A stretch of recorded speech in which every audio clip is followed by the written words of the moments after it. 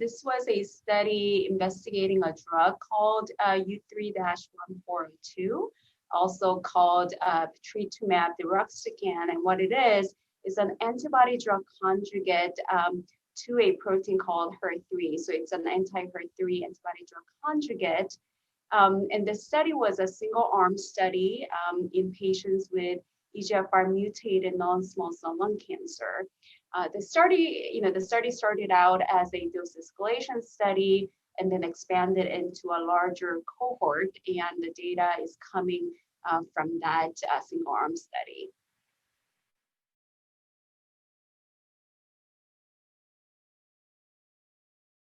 As I mentioned briefly, this was a dose escalation study initially, meaning that there were several doses that were investigated.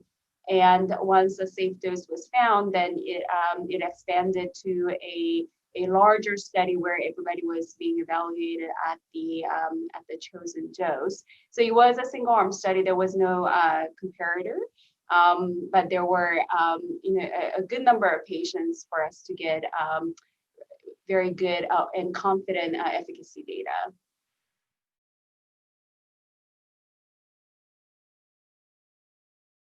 So the findings was that in this very heavily treated patient population, we saw a very meaningful efficacy rate, meaning the response rate was close to 40%. The progression-free survival was around 8 months, and very high rates of disease control, meaning that patients had either response or stable disease in the 70% range, which is very meaningful because in the patients who were in this trial, the average prior lines of therapy was 4, which is quite a bit. And typically after somebody's gone through 4 lines of therapy, we wouldn't really expect very much efficacy for chemotherapies and other agents after that. So the fact that we're seeing durable responses, that was very exciting to us, and that is, in my opinion, clinically very meaningful.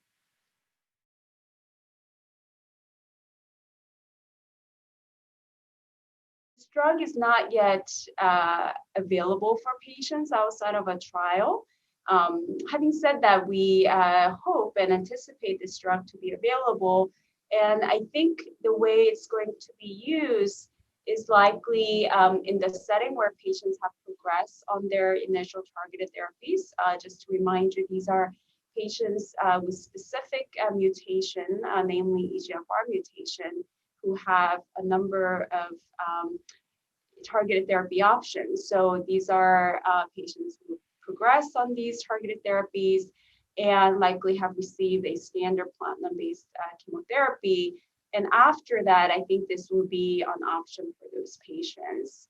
One thing that I should point out is that this particular drug showed efficacy across multiple resistance alterations in these patients, meaning that patients responded regardless of whatever genomic change their tumor had evolved after their initial TKI therapy.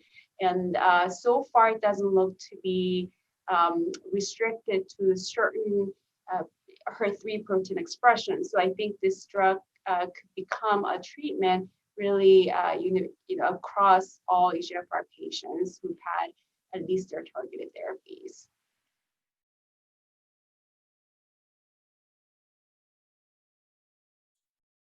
So the next is, there is an upcoming or ongoing study that is meant to be a confirmatory and registrational study, at least in the US.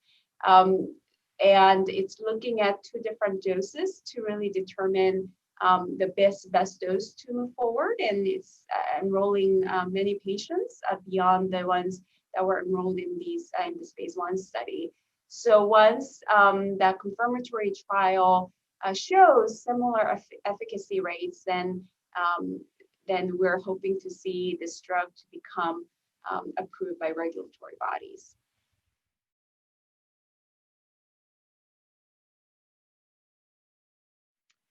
The last thing I would say is that for EGFR mutated patients, it's very exciting to see newer treatments being developed in this patient population.